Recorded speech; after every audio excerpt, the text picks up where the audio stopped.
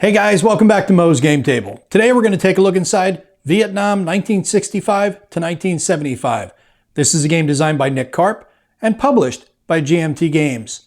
This is the second edition of the 1984 classic that was originally published by Victory Games. It has been out of print, long sought after, and you can see it going for high value on the secondary market for years. And now GMT has reprinted it, and it has upgraded the components, and it has updated the graphics, and added the errata in, the whole 9 yards. So it is all good to go. So let's take a look at the back of the box and see what this game's all about. Vietnam 1965 to 1975 recreates one of the longest, most complex, and least understood conflicts in U.S. history in all of its military and political aspects. The game features hidden VC units, air mobility, riverines, national morale, pacification, ARVN effectiveness, and many other nuances that allow the player to grasp the experience of what it might have been like to conduct the war in Vietnam. The game includes several small scenarios and 2 campaign games. Each year is divided into 4 seasons: spring, summer, fall, and winter. And each season has 2 turns, so roughly 6 weeks per turn. The map scale is roughly 6 miles per hex, and units are, generally, battalions or regiments.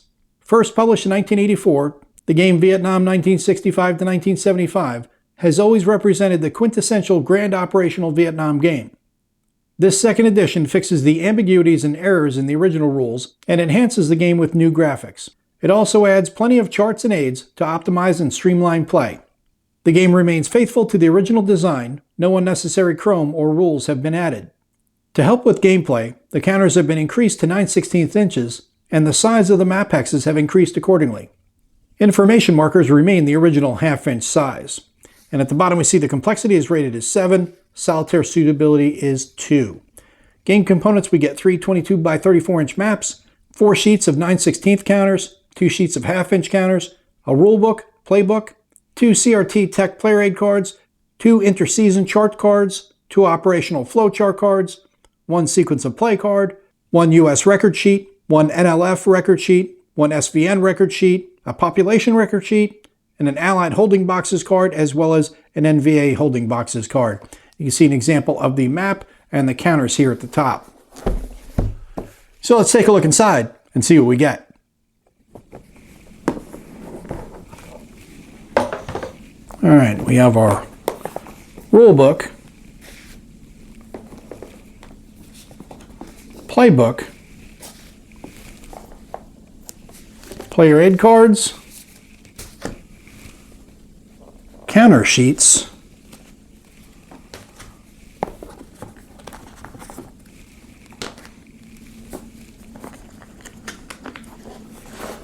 and our maps, and a pair of dice. So let's set up the maps and take a closer look at the game. And here's a look at the map that comes with the game. We've got 2 portions of the map connected. You'll have a slight overlay between each of the maps, just a very slight one. You're not seeing the entirety of it because I don't have the focal length for it. You're missing out on the Vietnam 1965 to 1975 title at the top, and the little bit of North Vietnam that's in there, and the northern portion of I Corps is all cut off right there. That shows you how big this map is, and there's still a southern part because we only go down to the beginning of 3 Corps, and the majority of that is also cut off. But I wanted to give you a look at it with at least the 2 maps together so you could see what it looks like. It's a beautifully done map. I really like the look of it. We have the U.S. eliminated box at the top, U.S. Navy holding box below that, naval points, and then on the right-hand side we have the ARVN Ranger holding box. General information track here, the McNamara line status, Ho Chi Minh trail track, NVN air defense track, invasion status, turn track, season track, and the SVN population control for Corps 1 through 3, and then 4 Corps down here below that. And you have it all broken down into what are the different provinces and the different corps right here. And here is the bottom third of the map, which covers from 3 Corps all the way through to 4 Corps. We've got our leader replacement table, ARVN effectiveness table, and the SVN leader loyalty table. SVN leader display is here, ARVN eliminated units, and then pools for your 1, 2, and 3-star leaders. Free World Allies box over here for Korea, Thailand, Australia, ANZAC, and the Philippines. Beautifully done map, and it is going to need a lot of space, and when you play this, you're going to need a lot of time if you're going to play the campaign game, because it is very, very long. scenarios that are in there you can play. They're shorter, but if you're going to play the campaign game, because I know a lot of guys are like, I'm going to jump right into the campaign. Beware. This will be on your table for quite a while. It's just the way the game works. It's a long game. It was a long war, so just bear that in mind. We start off with the sequence of play, which gives us the phases for each turn, and this continues on to the back of the card. Next, we have the combat results table, giving you the die roll modifiers, combat results key, and the allocating losses steps on the front. Then on the back, we have the terrain effects chart, which gives graphical examples of all the terrain, the name, and then the cost for foot, mech, and the combat DRMs associated with them. At the bottom, we also have a chart for air mobile units. On the next sheet, we have the holding boxes for the NLF forces, and then the same for the Allied forces. Then we have the US record sheet, which gives you numerous pieces of information that you'll be tracking through spring, summer, fall, and winter. This is something that you will either laminate and write on with a dry erase marker, or the better option would be to make copies, print them out, and then use that during your game. We also have a similar record sheet for the NLF, and one for the SVN. And the last record sheet is the alternate population control sheet. Then the last two player aids are foldouts. This one gives you the population control reference sheet on the front. We have the operations flowchart at the top. And then we have diagram A, search and destroy, clear and secure at the bottom. And then diagram B for security and diagram C for bombardment, as well as diagram D for applying casualties. Then we finish it out on the back with the morale chart for all the factions in the game, as well as the unit cost chart. And we'll take a look at the counter sheets that come with the game. We have hidden units on the left-hand side. These are VC troops. And on the right-hand side, we have the NVA troops. And when the hidden counters are flipped over, you'll see the VC information on the back. And you can see that it does vary across all the counters, so there will be different force strengths that you'll be dealing with. On the next sheet, we have the remainder of the NVA units, as well as the ARVN units. On the next sheet, we have US forces. On the next counter sheet, we have some administrative counters along with the ARVN leaders, the Allied forces that will be joining the US, some naval units, and the Marine Corps units. And on the last two counter sheets, we will have the half-inch administrative counters that will be in use through the game. Next, we'll take a look at the rules. This is a 33-page rulebook.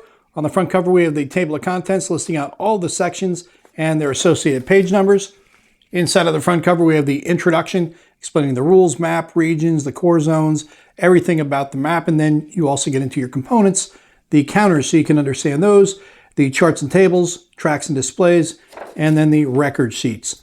Then on page 4, we get into the game turn, where we talk about the game turn sequence of play. That's all spelled out for you here. We get into operations, all the different operations that are available to you and how those are handled. Get into movement, how units move, movement of stacks, movement types in the game, and effects of other units. Zones of control and how they're handled in this game. Movement penalties, we have some illustrated examples in the rulebook as well. Special movement types, air mobility, and riverines. How to get into a hot LZ, air mobile pursuit, riverine amphibious operations, ground-bound units, and then we have alert movement point allowance, and then restrictions on alert movement. Then we have reaction movement, dispersal, incidental attacks, and then terrain and the terrain effects on movement, as well as the borders and boundary. And then we get into combat, all the different steps for combat.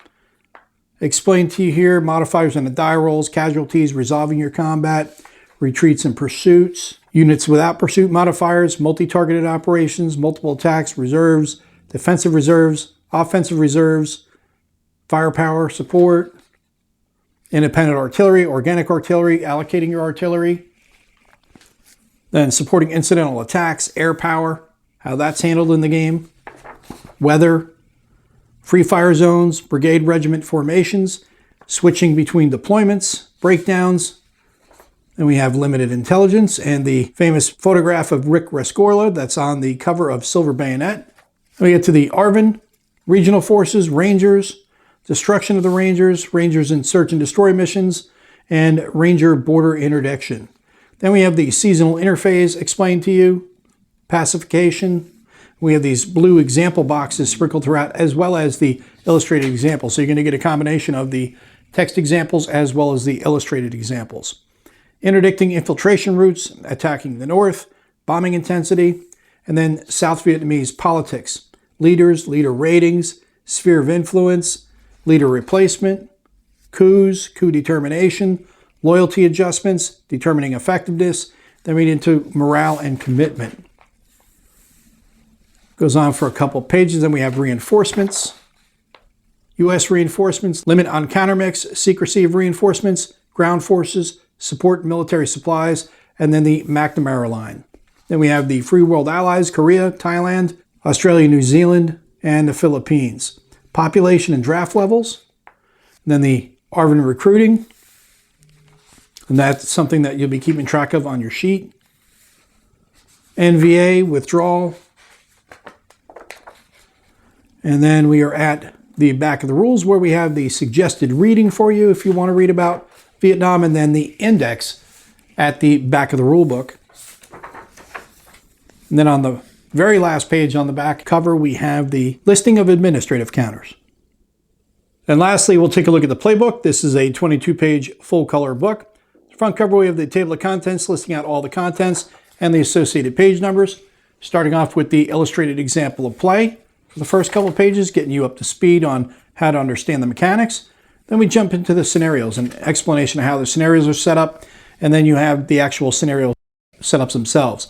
Operation Starlight, Silver Bayonet, First Volley, Masher White Wing, Warzone C, Operation Attleboro and Cedar Falls, the Battle for I Corps, Quia Chen, ARVN Operations in the Delta, Tet, the Easter Offensive, the Fall of South Vietnam, and then 1965 to 1975, the Battle for South Vietnam.